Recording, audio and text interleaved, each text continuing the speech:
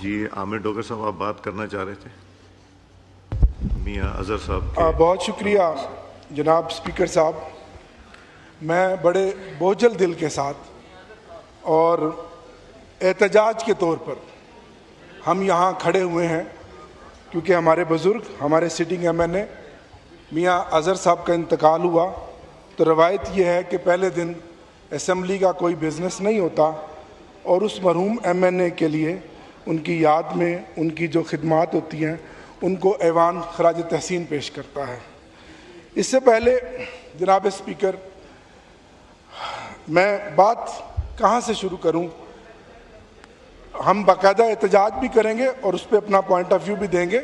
आज दुआ करेंगे, लेकिन आज जब अपोजिशन लीडर उमर अयूब यहाँ इस सीट पर नहीं है, हमारी पार्लिमानी लीडर जरताज गुल साहबा इस सीट पर नहीं है, हमारे डिप्टी पार्लिमानी लीडर अहमद चट्ठा साहब यहाँ पर नहीं हैं, हमारे वेस्ट पंजाब के सदर राय हसन नवाज साहब नहीं हैं, जमशेद दस्ती साहब हमारे मुजफ्फरगढ़ से एमएनए, हमारे लतीफ़ चित्राली साहब चित्राल से एमएनए, हमारे राय हसन नवाज साहब, राय हैदर अली खान साहब, साहबजादा हामिद रज़ा साहब जो SIC के चेयरमैन थे।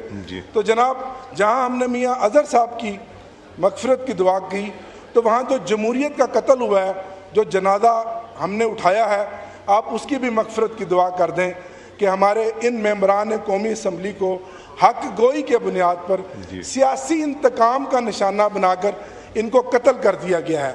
ये उमर अयूब या जरताज गुल का कत्ल नहीं है, ये इस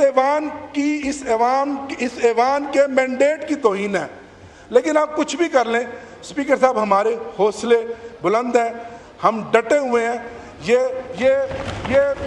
ये ऐवान को हम ये बताना चाहते हैं कि हम यहाँ आज जुल्म के खिलाफ खड़े हैं, हम खामोश नहीं हैं। और आप जितने मर्जी हमारे मेंबरान कौमी असम्बली का सियासी कत्ल कर दें, इमरान खान के जानिसार इस ऐवान में भी मौजूद है और ऐवान से बाहर भी मौजूद है।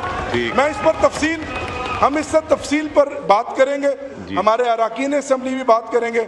मियाँ अजहर साहब मेरे बुजुर्ग थे, मेरे वालिद साहब के साथ वो 1986 में जब वो लाहौर के मेयर बने तो मेरे वालिद मलिक सलाहुद्दीन डोगर मुल्तान के मेयर मुंतखब हुए, और फिर फुटबॉल फेडरेशन के जब वो प्रेसिडेंट बने तो मेरे वालिद साहब उनके साथ सीनियर वाइस प्रेसिडेंट थे, और फिर 1990 में वो इसी ऐवान का हिस्सा बने और एमएनए बने। अब इस इलेक्शन में जब अवामी मैंडेट पे डाका डाला गया अपने बेटे हमाद अजहर की सीट पर, बावजूद इसके कि वो बीमार थे, वो मुंतखब हुए, और वफात से चंद दिन पहले भी स्पीकर साहब मेरी उनसे बात हुई, और वो यहाँ जब आते थे तो जब वो बैठते थे इस ऐवान में, और जो तहरीक इंसाफ के साथ जो सियासी इंतकाम और जो जुल्म और बर्बरियत थी, तो वो हवाला देते थे कि मैंने जो सारी ज़िंदगी सियासत की है वो बड़ी वज़ादारी की है, बड़ी रवायात की है और बर्दाश्त की है। अब जो हालात हैं, आप मुझे बुलाते तो हैं लेकिन मेरा दिल नहीं करता कि मैं इस जाली ऐवान का हिस्सा बनूं।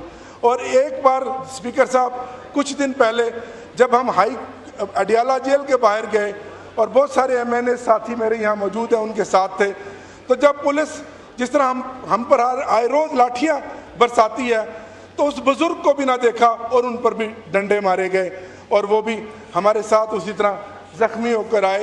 ये फस्तायत की एक बदतरीन मिसाल है।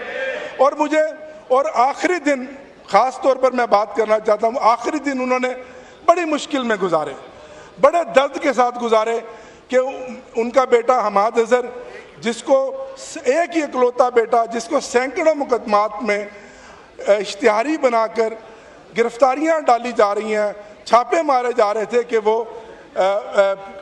इमरान खान का साथ छोड़ दे, वो घर में नहीं होते थे। वो कहते थे ना मेरा कोई इलाज का मुनासिब इंतज़ाम है, ना मेरा घर में रहने का इंतज़ाम है, किसी वक्त भी मुझे ये ख़तरा रहता है कि पुलिस आएगी, वो गिरफ़्तार करके ले जाएगी।